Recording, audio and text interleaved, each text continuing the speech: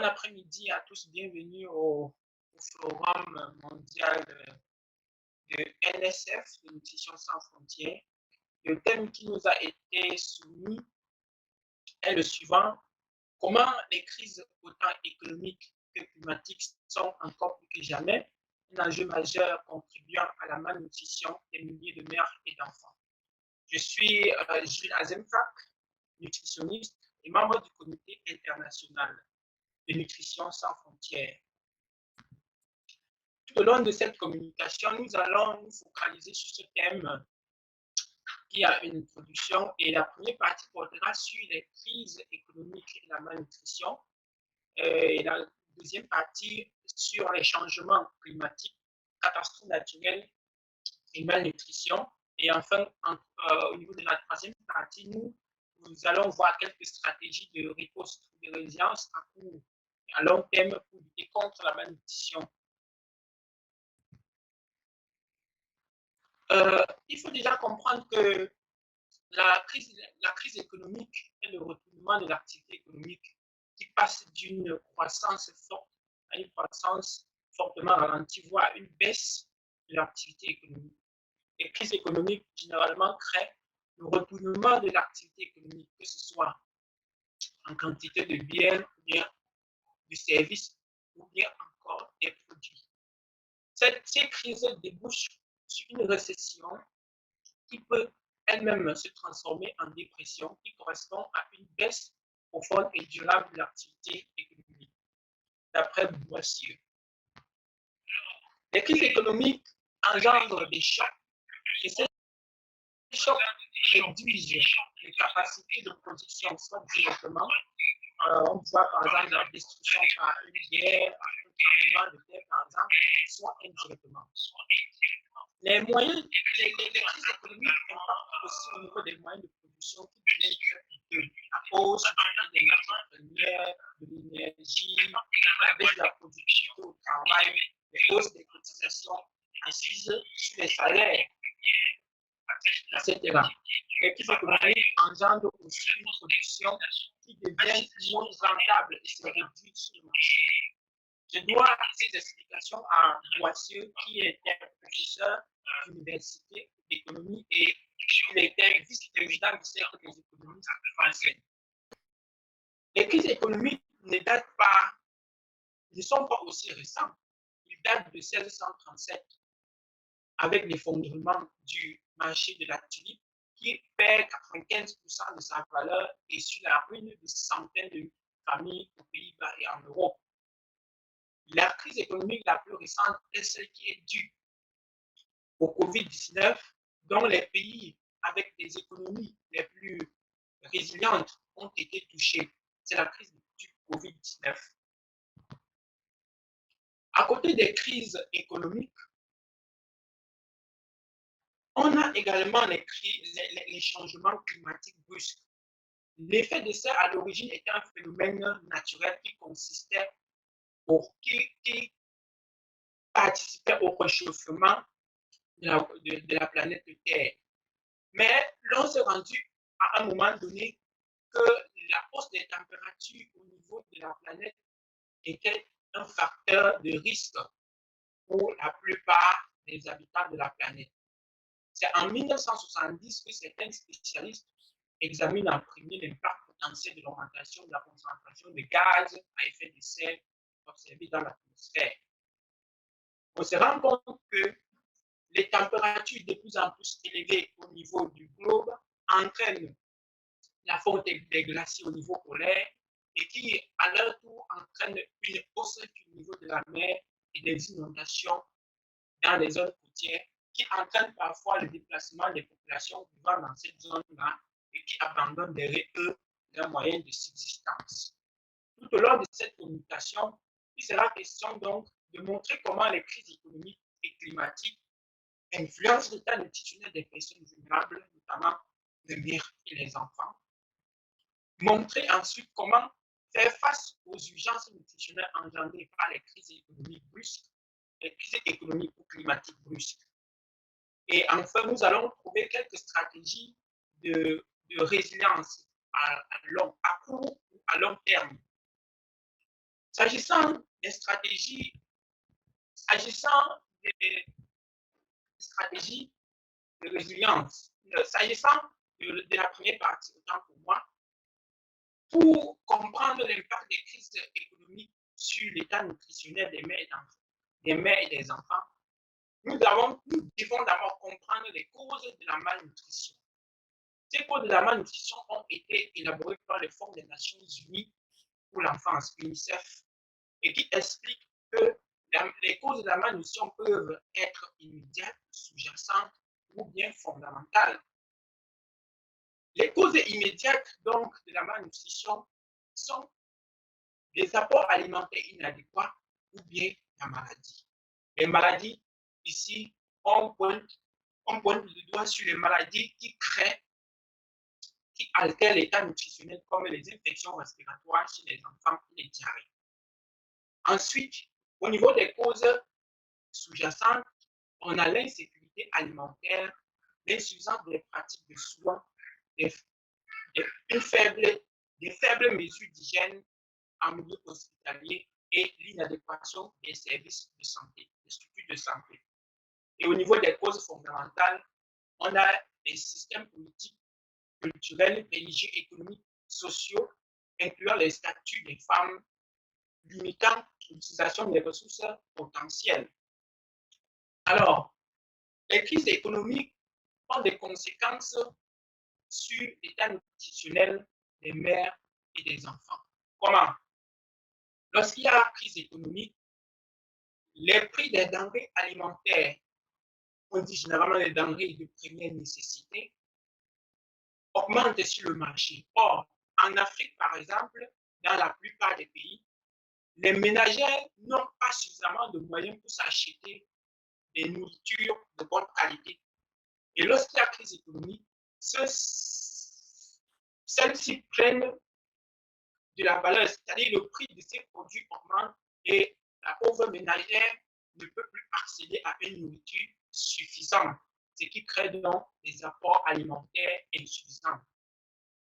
Chez les femmes enceintes, par exemple, qui ont des apports alimentaires non optimales, elles risquent de donner à la naissance un enfant avec un faible poids de naissance.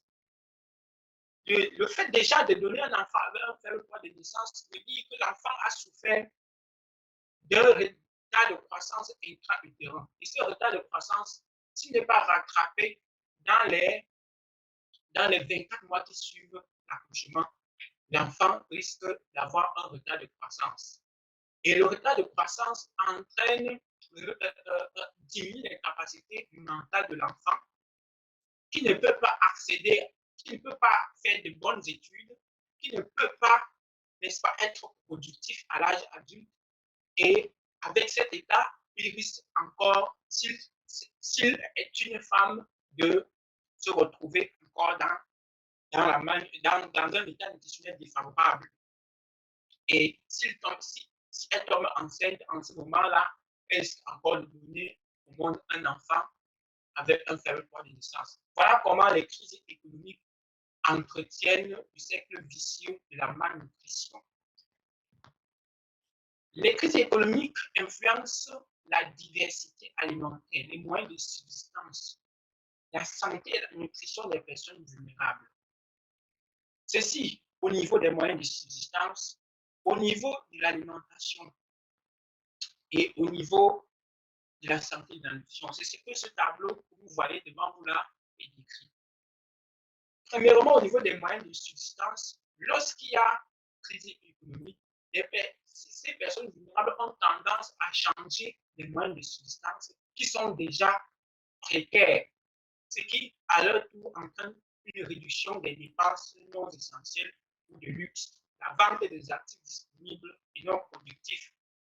Ensuite, on envoie les enfants doivent arrêter leurs études et migrer des campagnes vers les villes.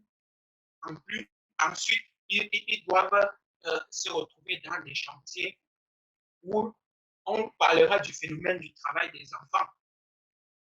Là, on assiste au début des achats à crédit et des endettements. Ensuite, après cette phase, il tombe dans la phase rouge, qui est la vente des actifs productifs. Les actifs productifs, ce sont des structures qui ont été mises en place et qui permettent de générer des revenus au niveau du ménage. Lorsque ces actifs sont vendus, alors le ménage se retrouve en train de fonctionner avec un budget minimal, très faible. Et, il se rapproche peu à peu vers des conséquences très, très graves sur le plan mental et sur le plan physiologique. Maintenant, l'impact de cette crise économique sur l'alimentation, c'est que déjà, lorsque les prix sont élevés, les préférences alimentaires diminuent. Ils doivent manger ce qui est disponible et coûte moins cher. La diversité alimentaire réduit, c'est-à-dire les aliments qui apportent assez de nutriments indispensables ne sont plus consommés, ce qui a pour conséquence la réduction des quantités, la réduction des quantités de repas. Et ensuite, la consommation de la nourriture sauvage, des cultures immatures, des stocks de semences, envoyer les membres du ménage ailleurs pour manger. Et tous ces facteurs prédisposent déjà à la mendicité, à passer des journées entières sans manger, et ils se rapprochent peu à peu vers des conséquences de plus en plus graves. Au niveau de la santé, l'ensemble de toutes ces habitudes et toutes ces attitudes au niveau de la santé entraîne la baisse des quantités de micronutriments dans l'organisme, suivi de la baisse de l'immunité. Or, lorsqu'il y a baisse de l'immunité, il y a plusieurs maladies opportunistes qui peuvent s'installer. On assiste à l'apparition des symptômes cliniques de carence en micronutriments tels que les cécités et autres. La conséquence de cela, c'est une augmentation de la mortalité. Ensuite, les crises économiques et les crises sanitaires sont liées et contribuent à la malnutrition. Par exemple, le cas du Covid. Lorsque le Covid-19 est arrivé de manière brusque, il a impacté sur le statut nutritionnel des enfants et des mères. Comment? L'accès insuffisant à l'alimentation. Il y a eu perturbation des marchés, la diminution de la production agricole, parce que toutes les frontières étaient fermées, les frontières aériennes et terrestres, le déplacement des individus était strict. L'augmentation du nombre de ménages en situation d'insécurité alimentaire. Nous avons déjà vu que la cause principale de la malnutrition était la maladie et un des apports alimentaires. S'il y a déjà une insécurité alimentaire, ce qui est sûr, c'est que les personnes vulnérables ne peuvent plus accéder à une nourriture de bonne qualité, pouvant satisfaire leurs besoins nutritionnels. Alors, on va entrer donc directement dans une phase de détérioration de l'état nutritionnel. Ensuite, le Covid a entravé l'accès aux services de santé. Il y a eu une perturbation des services sociaux de base, perturbation des services de vaccination, accès limité aux services de prise en charge, accès illimité, n'est-ce pas, dans différentes formations sanitaires, de peur d'être contaminé. Les pratiques de soins inadéquates, réduction des pratiques recommandées en matière de soins, d'alimentation à domicile, l'augmentation de la malnutrition chez les jeunes enfants. Donc, non seulement le Covid a entraîné, déjà en Afrique, par exemple, en Afrique, les structures de santé ne sont même pas d'abord suffisantes.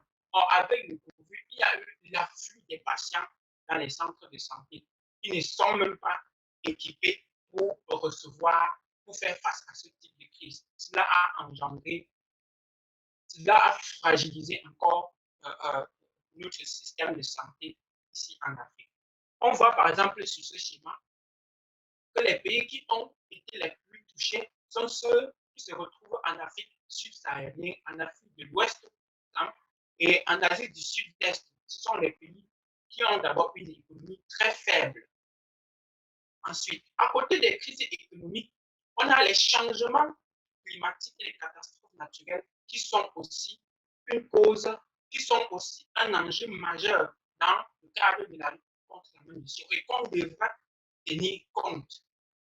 Alors, voici par exemple l'évolution des ressources forestières et agricoles suite au changement climatique anticipé dans les années 50. On se rend compte que le taux du CO2 va doubler d'ici 2050 et tous les politiques qui visent à limiter, n'est-ce pas, à promouvoir le bien-être sur la planète doivent lutter contre l'émission de gaz à effet de serre dans l'atmosphère. Parce que cet effet de serre-là, malgré son importance, constitue également un enjeu majeur pour préserver la vie des personnes sur la planète.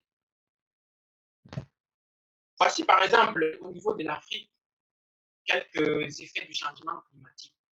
On a par exemple la baisse, le Sahel a connu une baisse de 25% de ses précipitations au cours des 30 dernières années. On assiste à la hausse des températures océaniques. Le rendement des cultures, les rendements des cultures des populations dans plusieurs pays, dont l'Éthiopie, le Nigeria, le Soudan, devrait baisser de 20% d'ici 2050. L'Afrique australe connaît la pire sécheresse depuis 50 ans. La récolte de maïs au Zimbabwe a diminué de 35% en 2015. Vous voyez, la sécurité alimentaire est touchée. Au niveau du Cameroun, à l'extrême nord, c'est-à-dire c'est la région qui est la plus touchée par la malnutrition au Cameroun, d'après les enquêtes SMART et EDS. On se rend compte que les sécheresses d'une durée de 7 mois, excusez, je dis, la sécheresse dure environ 7 mois à l'extrême nord. On assiste souvent à des canicules, à des températures supérieures à 40 degrés, des cyclones tropicaux, et l'aridité des sols. Et ces phénomènes entraînent un risque d'atteinte à la santé des populations, notamment la pénurie des vivres frais et protéiques sur le marché, entraînant ainsi la malnutrition saisonnière. Ce sont des régions où on enregistre toujours des taux de malnutrition aiguë sévères, les plus élevés au Cameroun. Les maladies broncho-respiratoires, les diarrhées, les épidémies de choléra, toutes ces maladies sont considérées comme pouvant dégrader l'état nutritionnel des individus. Les diarrhées entraînent une perte de nutriments, les infections respiratoires entraînent la dénutrition. C'est connu. Les études l'ont démontré. Donc, les températures et les niveaux marins sont en hausse, menaçant la vie et les moyens de subsistance des peuples vivant tant dans les zones arides que dans les régions côtières. Les migrations des régions les plus affectées provoquent des flux de population vers des zones déjà fragilisées, entraînant souvent des conflits quant aux ressources ainsi que des changements de structures sociales traditionnelles. Voici par exemple quelques variables pour l'évaluation de la situation nutritionnelle des enfants en cas de changement climatique. On a ces variables, on les évalue au niveau du pays, au niveau régional, au niveau communautaire, au niveau du ménage et au niveau même des enfants. Donc, le changement climatique, l'impact du changement climatique et des conflits sur la situation nutritionnelle. On a une altération de la végétation pour nourrir les animaux. Dans les régions du Sahel, par exemple, ce sont des zones à fort taux d'élevage. Et lorsqu'il y a sécheresse, il n'y a plus assez de nourriture pour nourrir les animaux.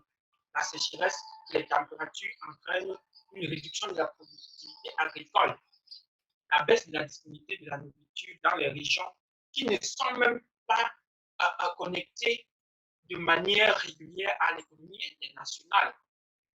On assiste aussi dans ces zones-là à des conflits et des événements climatiques qui se produisent simultanément. La menace persistante des conflits dans les régions déjà sensibles à l'insécurité alimentaire. On note par exemple dans le Sahel des conflits entre les forces de sécurité gouvernementales et les groupes de rebelles, par exemple la secte Boko Haram, d'autres groupes djihadistes qui sont dans ces secteurs-là, ils entraînent le déplacement des populations qui fuient la guerre, qui fuient le terrorisme.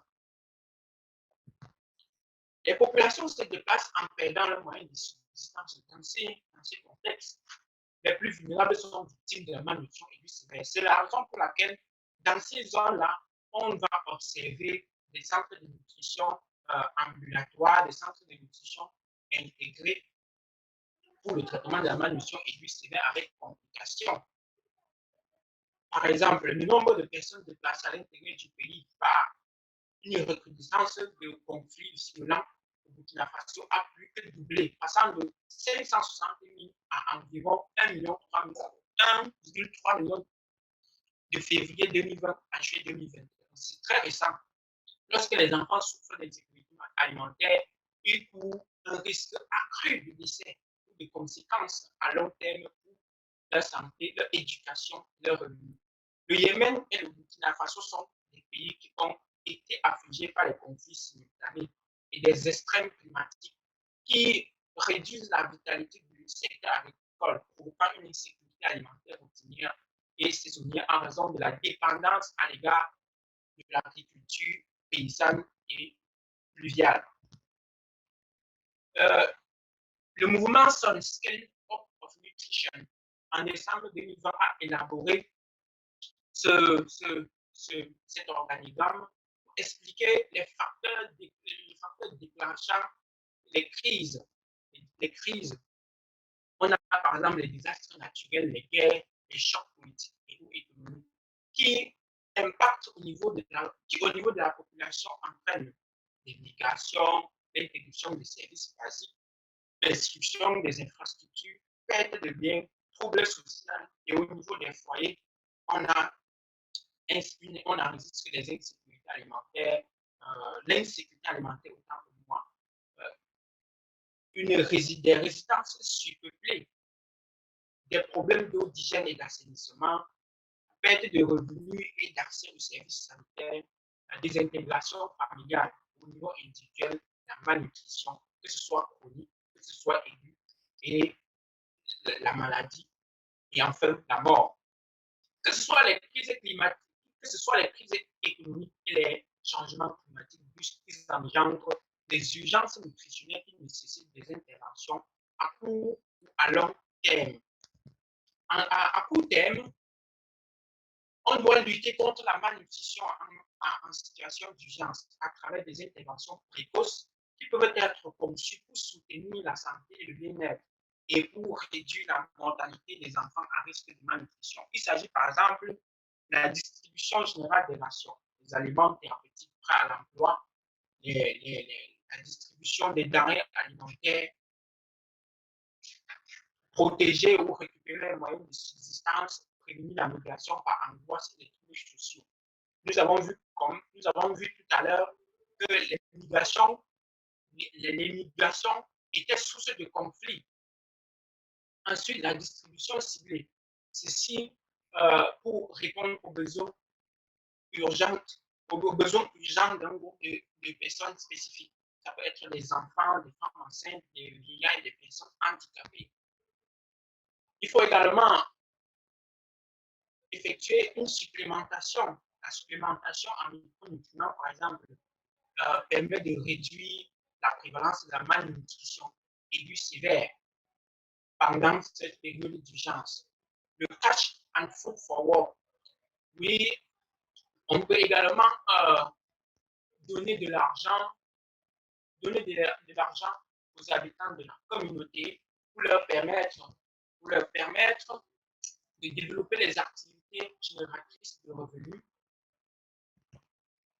et créer des activités génératrices de revenus ou bien améliorer la sécurité alimentaire du foyer à travers les aliments distribués. Ensuite, en plus de cela, on peut installer les centres de traitement nutritionnel ambulatoire ou bien dans les structures de santé et effectuer un appui au niveau de l'alimentation du nourrisson et du jeune enfant à travers la promotion de l'allaitement maternel exclusif durant les 6 premiers mois de la vie, la promotion de l'alimentation de compléments convenables et opportunes à partir de 6 mois et l'allaitement maternel continue jusqu'à l'âge de 2 ans comme recommande l'Organisation mondiale de la santé. S'assurer que le code de commercialisation des substituts du lait maternel soit respecté durant toutes les urgences. Au niveau des structures de santé, on doit promouvoir l'accès aux soins en cas de crise ou de changement climatique, puis organiser des campagnes de vaccination,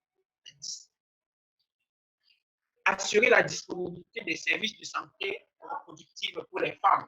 Et au niveau communautaire, il faut installer un système d'information, éducation, communication en impliquant la communauté dans la réponse et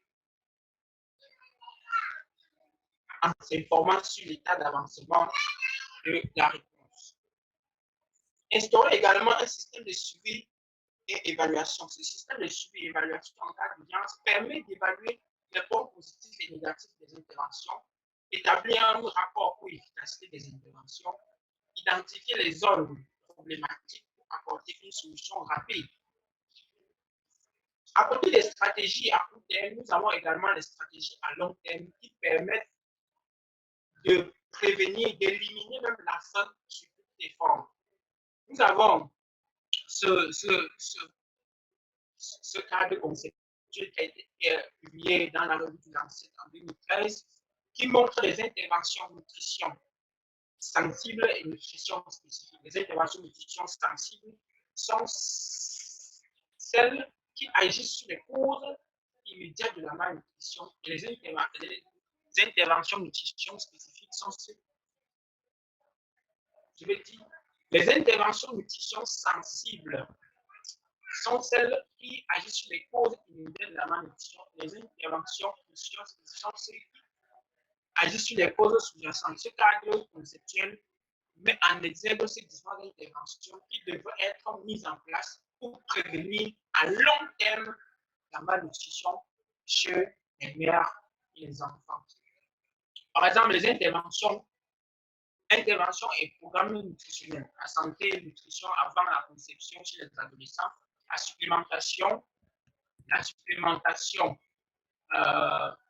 alimentaire chez la mère, la supplémentation, la fortification en micronutriments, l'allaitement et les pratiques d'alimentation. En fait, ce sont les 7 actions essentielles en nutrition qui doivent être promues au niveau de chaque pays pour s'assurer que les mères et les enfants ont un état nutritionnel optimal. Non seulement améliorer aussi les ressources, apporter aussi des ressources humaines bien formées en nutrition pour mener ces interventions nutritionnelles.